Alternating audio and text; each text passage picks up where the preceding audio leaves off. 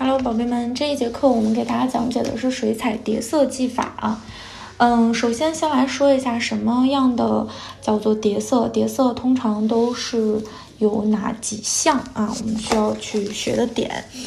叠色的话就是我们像这样的款式啊，大家可以来看一下。像这种款式，我们是在画出它的形状。这个画它的形状的这个轮廓，我们用到的是彩绘胶。那在彩绘胶基础上，我们去叠水彩的颜色，这个就可以称之为叠色。那再来看这个啊，这样的款式是在水彩的基础上。用水彩去画的轮廓，因为它比较有通透感啊，还有这个鱼尾的这个比较典型，鱼尾和水母都是啊，它的色彩是比较典型的，用水彩画出来的，所以它才是特别通透的啊。水彩的白色它能够透出底下的晕染的颜色出来，所以我们再到上面去画这个小水母之后，的七彩的，比如说粉的、紫的啊，再到上面的这个透明的这个颜色的话呢，它就是能够叠加出这样的一个效果啊，这个叫做水彩和水彩之间的叠色。那水彩和水彩之间叠色也是要细细划分的，比如说白色和彩色之间的叠色，彩色和珠光色之间的叠色啊，这个我们给它具体写到纸张上哈。因为这个是不同于我们前几节有给大家就上一节我们有给大家讲解过的这个水彩的几大操作技法的。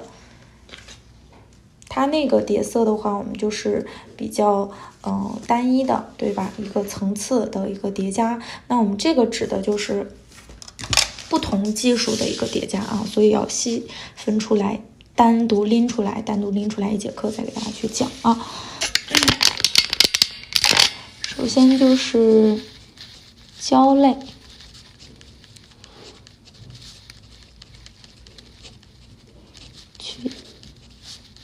叠加水彩啊，哎呀，我怎么写成胶带了？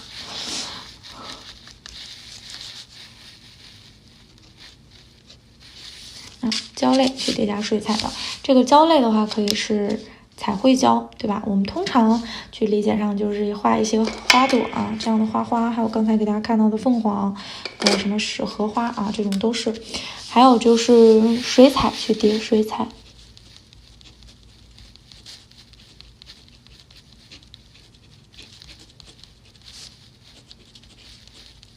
这个要具体去划分成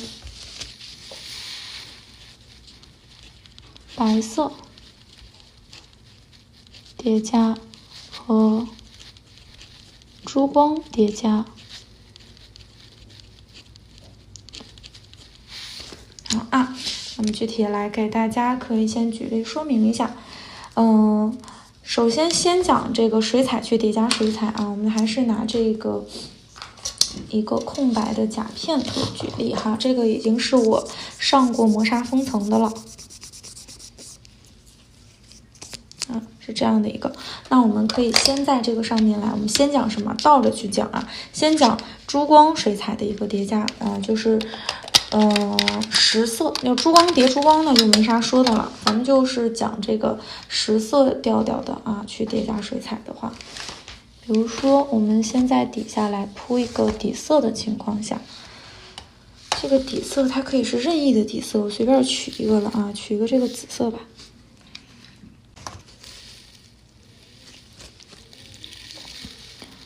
比如说我们就是来把它背景当中加入一点点这种这样的紫色，对吧？然后在这个紫色基础上，我想在它的上面去叠一点点珠光，那么我们这个珠光色之间它俩要不要去进行隔断呢？答案是其实是可以不需要的，我们是可以直接去叠加的啊。那我们首先的第一要点就是要等到这个十色它干掉以后，我们去给它叠加珠光色。把我的珠光水彩拿出来，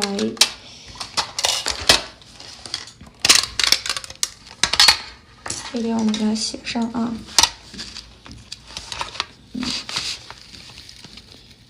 颜色干后去叠加珠光啊，这个我们不再继续写了哈。然后叠加珠光色的时候的话，我们可以叠哪一个的话，就按照我们自己喜好来定啊。比如说我想叠一个这个就是有一个偏蓝光的这个啊，我觉得很不错，对吧？我们就加一点水，记不记得珠光色取色方法啊，对吧？加一滴水进去，然后揉2下，在旁边看一看啊，觉得不行，再加一点水，再揉2下啊，变成黏糊糊的这个状态啊。这样点一点点一点啊，这种黏糊糊的状态。如果你这样揉的话，它渗水渗的特别快，你就改成从揉变成点啊，点一点这样的方式加进来。然后它加进来之后，因为它渗色能力很强，珠光色，所以我们再去压一压的时候，它会把这个颜色和珠光细密的珠光都吸附到这个笔毛当中。所以说我们这个笔毛当中现在的含水量是偏少的，对吧？啊。然后这个时候我们再去加入到这个上面去，小珠光揉进去，所以这个时候要去在这个实色上面去叠加珠光色的时候，这一点大家可以理解到了是什么？就是珠光的时候含水量不能太多。这个我们在操作珠光色的时候，单独给大家去讲解过珠光色取色的一个方式，对吧？它的含水量来说，其实都是取色的时候含水量都是一样的，但是我们把这个颜色取完之后放到甲面上，这个时候含水量要少一点所以我刚才做了一个这样压笔的动作，对不对？因为我们在取色当中给大家讲过所以就不额外重复了。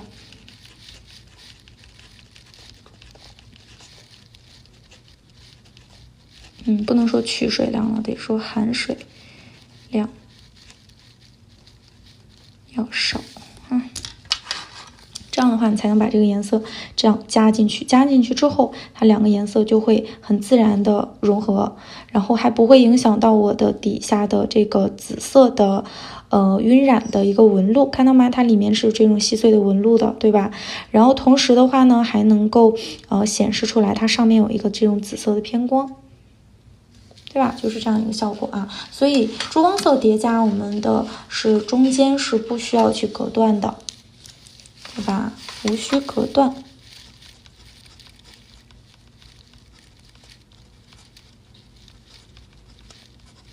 那我们在做晕染的时候，其实也是一样的道理我们比如说换一个珠光色，换成这样的金色珠光。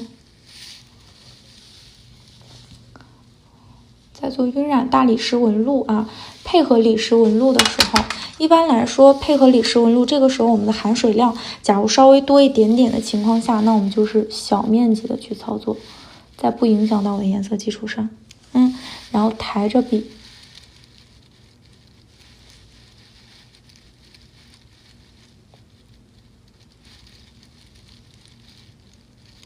画到这一部分可以稍稍压一下下笔，然后再把笔抬起来就是它影响不到大面积的颜色，它只能做一些小面积的一个布局，对吧？我们通常那个珠光色还可以这么去叠，对吧？就底下是大面积的晕染的时候，对吧？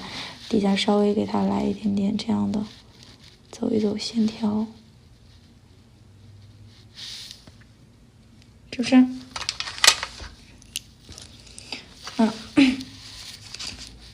那我们第2点就是说，珠光色，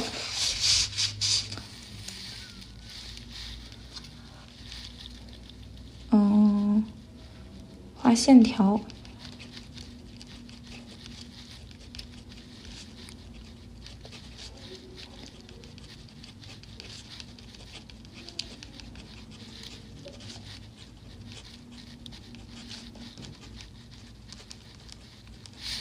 对吧？可以这么去写就是2种方式。含水量少的话是等它颜色干的时候是大面积的去铺的，然后想要去画线条的时候呢，它含水量就可以稍微多一点，因为它影响不到我的大面积的颜色色块这第一点是珠光颜色叠加，不重复再去多说了就是再说我们的那个白色叠加。白色叠加有2种，也分2种一个是白色在前，一个是白色在后。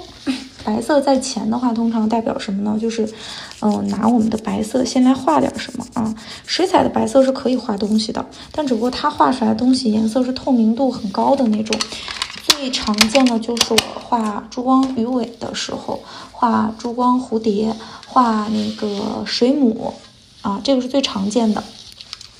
白色在前先起一个形啊，因为你的底色可能说铺的比较深，如果直接把这个我想让它是一个粉色的水母，是个粉色的蝴蝶，那我这个粉色的水母、粉色的蝴蝶，我直接画到我的深色的底色上去。但要注意的是什么？我们的水彩是有透感的，对吧？你直接画上去的时候，它肯定是不好看的。它得有一点点，就像我们的裙子裙纱底下要有这个底衬，要有衬一样，把它衬托出来，它的颜色才能更显色，对吧？但是这个衬，如果我们选择是水彩的白色去做衬，那它这个裙子肯定就是朦朦胧胧的一个感觉。那如果我们选择是非常实的颜料啊，也就是说我们换成了彩绘胶的白色去做打底的话，那就好比是裙子这个底衬，我们选择了一个非常实的白色，那这个感觉它的颜色就会更实。通常就鉴于我们这种花朵类的，对吧？因为花朵类的话，我们就需要它是带纹路的，花朵是比较有那种纹路的肌理感，对吧？这个是只有彩绘胶能体现出来，并且在彩绘胶上面我们再去画颜色的话，它的颜色会更艳丽，会更明显啊，是这样的一个区别。但是它俩在操作的时候，的一个方法，我们来都给大家讲一下啊。首先我们就是说，白色作为打底的时候，或者白色作为这个层次叠加的时候，我们可以怎么用？白色作为打底的时候，可能是它是画一个水母的形状，对吧？或者说随便画点啥。啊，这样的一个或者一个轮廓啊，我们就随便我就勾一个轮廓了，在这个轮廓基础上，我们想去叠加颜色，可以说啊，怎么去操作？首先你要知道的是，白色它和其他的颜色是非常容易混色的。那我们给大家演示一下，假如说我在这个上面直接去画东西的时候啊，画一个这个绿色吧，这个绿色啊，假如说我要画一个边缘的线条，我想让它这个边缘是这样的。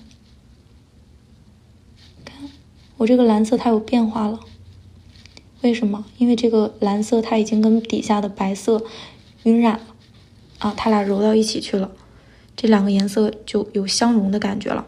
当我们想让它有这种感觉的时候，中间不要去做隔断啊，因为我在做水母的时候会直接这样去画。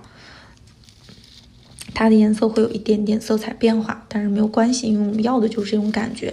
但与之相反的就是我们之前在做蝴蝶的时候和鱼尾的时候，我是有给它做隔断的啊，因为我不想让我的白色去和这个颜色去就是有所这个晕染啊，有所这个叠加，有所混色啊，准确的来说是。那所以说我们通常是白色的话，要跟其他的颜色中间你要给它进行一个隔断才可以啊。那同样是这一笔哈，我们再来给大家啊，我不去动弹它啊，我们直接来上。如果说是我在这个一个基础上，我要再叠加这个绿色，我不想让它变色的情况下，我可以怎么做呢？隔断一层磨砂封层。直接涂就行啊。虽然说我们之前有给大家教过大家，就是说操作完水彩一定要用底胶去包，对吧？然后才能涂磨砂封层。那你说直接涂磨砂封层它不会起翘吗？中间隔色的时候没关系的啊，因为我们只要最终去进行包裹就可以了。最终进行底胶包裹，因为中间隔断的这一层磨砂封层的话，我们只要不包边就没事儿。啊，正好灯以后，那我们同样是这个，这个颜色啊，再去沾一点点。你看我这一层已经是隔断完磨砂封层之后了，我再把它画到这一半边。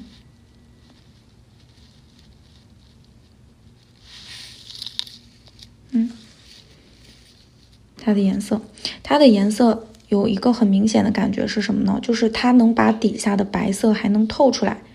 能感觉到吗？而这一半边就是很明显能感觉到它的那个白色，被洗掉了，它是这样的一个区别啊。就是在这一半边的话，如果我们进行隔断，它这个底下的白色还是会很明显的会存在的啊，就是这样的一个区别。还有，如果就是我们在做晕染的时候啊，还是拿这个款式晕染的款，这个晕染，这个的话是我们一个多层次的叠加。对吧？当我们的这个白色啊想要压在这个纹路基础上，还不影响到底下这个纹路，不把它洗掉，这个几乎是不可能的。所以说中间我们一定要进行隔断啊，这个中间的隔断怎么去隔？依旧是磨砂封层啊。如果不隔断的话，我们会发生一种什么现象呢？我们来用这个笔画一下啊。假如说还是一个正常的纹路，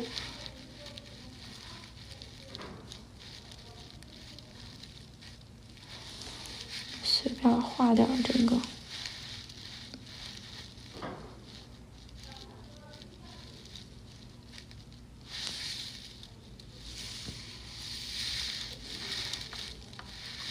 然后我们等它干啊，好，干透了。然后我们取这个白色，白色的话，如果直接在这个上面来混的话，它会发生什么现象呢？看啊，因为白色我不可能只添加一笔，我通常都是多层次的，对不对？而且的话，有的时候还需要去这样去赶着这个层次来操作啊。在我们后期做晕染的时候，你会很明显的发现，我经常就赶着这个胶一遍一遍的去给它画这个层次。那如果说这样的情况下，你看到这个白色根本就不纯粹，它不干净啊，没有那么白了。啊，我用的是10色盘啊，透明度可能没有那么高，那大家可以去看到。看，正常情况下来说，如果是一个比较很干净、很纯粹的白的话，它会是这样的，跟这边它是不一样，这边有点发粉了，很明显，就是因为它跟底下颜色混色了的原因。所以啊，我们在做这种情况下的话，如果是在做晕染这种叠色的情况下，一定要是中间隔断，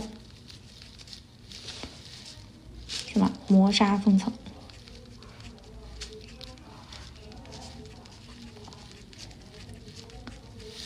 是这样的啊。那如果说是胶类去叠加的话啊，我们怎么办？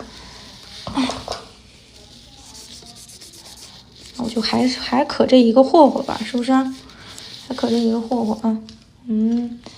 用彩绘胶画点啥呢？可这个坏来说，咱说来画几笔叶子吧啊。这样的小叶子。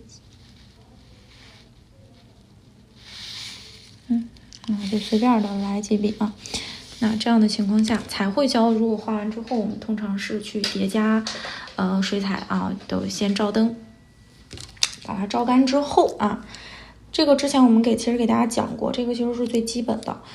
我们要操作水彩之前，不管打底是什么，不管它是什么样的色胶也好，别的这种功能胶也好，我们水彩是只能操作在磨砂封层上面的，对吧？所以说我们一定是要在这个彩绘胶上面去给它涂一层磨砂封层才可以啊。那不管说我们在作为这种叠色的时候啊，画了几层彩绘胶，我们都要在这个彩绘胶基础上再来一层磨砂封层。什么意思啊？通常我再去绘画，后期我们会给大家去一一去演示像这种花的一个做法。在我去画这种花的时候，我都通常是多层次的、多方面的。可能第一层我画的是这个第一层花，画完之后，水彩上完颜色之后，我还要覆盖第二层花。那我再覆盖第二层花的时候，我还是再上一遍彩绘胶。那我再到这个上面要上水彩颜色的时候，那我就是再去涂一层磨砂封层，对吧？所以说我们这个也是啊，磨砂封层，这个是毋庸置疑的哈。呀，这个总是写错字这个问题啊，太长时间不动笔了也是。磨砂封层哈。好，然后这个时候我们的彩绘胶，这个时候也是一定要照灯照足时间啊，就提一嘴，照不足时间的话，你磨砂封层一上来，你会把那个颜色给带花了。然后也是啊，重点是什么？不要包边啊，涂上去的时候前面颜色不要包边。照灯60秒啊，所有的磨砂封层都是60秒，对吧？其实我们整个的这个难点啊，叠加的话就是水彩叠加水彩的时候，很多宝贝中间会再涂一层底胶，不是不可以啊，它会有一点厚。但是如果你在这个真人指甲上操作啊，为了保准起见的话，你可以这么做。但是我们有亲自试验过，你像我手上这个款式的话，我做出来就是水彩叠加水彩的，对吧？就水彩这层颜色之后，我又叠加了珠光，珠光完事之后，我又叠加了白色，就好比我的大拇指，对吧？那我中间只是说，隔断了磨砂封层，然后我再去上白色的，然后最终我再打磨两侧，打磨前肩的位置，再去涂底胶、涂封层，它是完全不会影响到它的一个牢固度的啊，不会因为中间说我没涂这个水彩和水彩之间中间没涂这个底胶，它就不结实了。啊，这一点我们是经过实验的，所以说完全不用担心这一点哈。那你看，在这个绿色基础上，我们想再来给它上颜色的时候啊，就直接再来一点绿色，去给它，这样去上颜色就可以了。你有了这个底色之后啊，有了这个底色的白色之后，和你没有底色的白色直接上这个绿色，它肯定感觉是不一样的，对吧？这种就明显它更有层次，更有质感啊。你看，即便说是这个颜色我在越涂越透的情况下啊，对吧？它透有透的感觉，然后颜色实有颜色偏中间这个偏实一点的感觉。如果我底下没有这个白去进行叠加的情况下，它是两种风格啊，所以有的时候这个用彩绘胶去上这个白色是非常有必要的。我们要看我们具体想体现出来是一个什么样的风格啊，什么样的感觉。好了，那这节课我们就讲到这里啊，然后我们接下来的课程当中要给大家呈现出来的是晕染的篇章了啊。那我们下一节课再见啦，拜拜，宝贝们。